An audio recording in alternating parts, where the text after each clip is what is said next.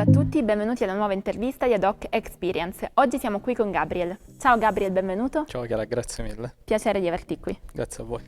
Allora, per iniziare vorremmo un po' sapere come è cominciato il tuo percorso nel campo della toilettatura. Allora, diciamo che siamo entrati in questo mondo in una maniera un po' particolare, nel senso che ho sempre avuto la passione e l'amore per gli animali, anche se poi ho fatto una strada diversa come studi, ho fatto il liceo artistico, ho fatto l'Accademia di Belle Arti in fotografia. Quindi comunque avevi una vena artistica ma non l'hai incentrata sugli animali. Sì.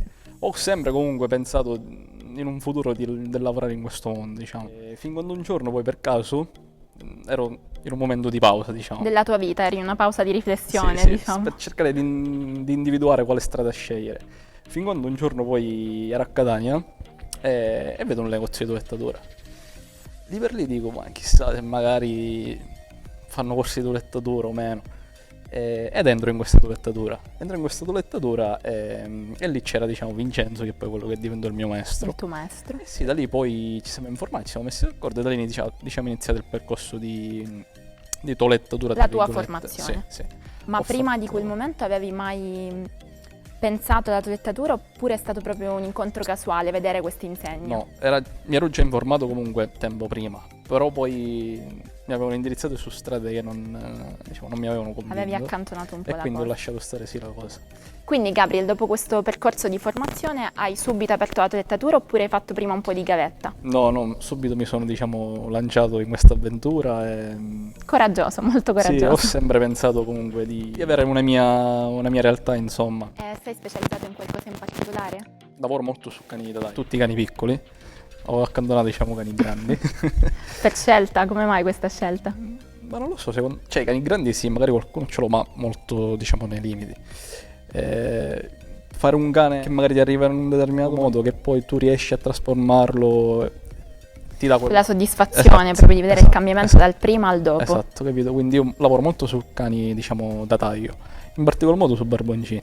È quello, diciamo, che poi spero di fare a lungo tempo. E ti chiedo come hai conosciuto Ad Hoc adesso?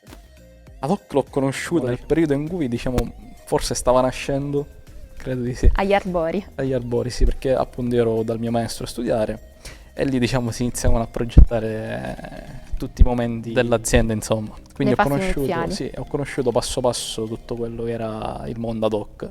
Poi ho conosciuto i titolari, Antonio e Vincenzo, e da lì ho iniziato a vedere un mondo completamente diverso anche riguardo la cosmetica, anche perché solitamente quando ho sempre avuto animali, cani, quindi quando li portavo in toilettatura ho sempre visto i bottiglioni, come si suol dire. Sapevi già qual era il metodo, diciamo, principale. Cioè, quindi non pensi che ci possa essere un'idea così avanti, capito? E così rivoluzionaria.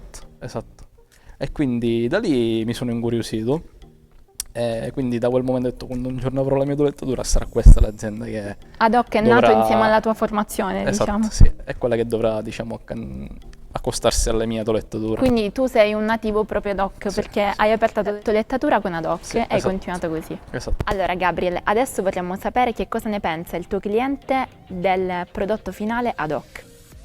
Allora, considera che io ho scelto questo mondo di personalizzazione del trattamento della cosmetica anche per distinguermi dai miei, tra virgolette, colleghi della zona.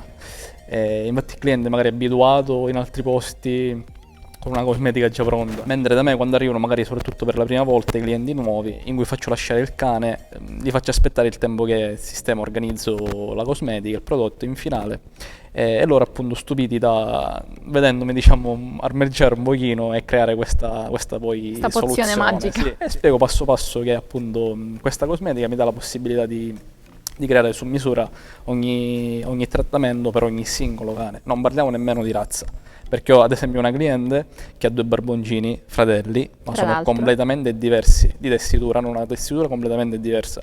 Quindi per quanto possono essere uguali, anche come, diciamo, sangue e tutto il resto, hanno una tessitura completamente diversa, quindi vado ad optare un prodotto magari diverso dall'altro, un elisir diverso magari dall'altro cane, anche perché poi spiego tutto il trattamento che faccio, a volte faccio scegliere anche la fragranza, diciamo è una cosa in più che mi distingue dagli altri e il cliente sente, diciamo, apprezza di più questa cosa, secondo me. Questa differenza. Sì. Vede il cane, diciamo, seguito in un modo più particolare. Va bene Gabriel, noi ti ringraziamo per questa intervista E noi ci vediamo alla prossima.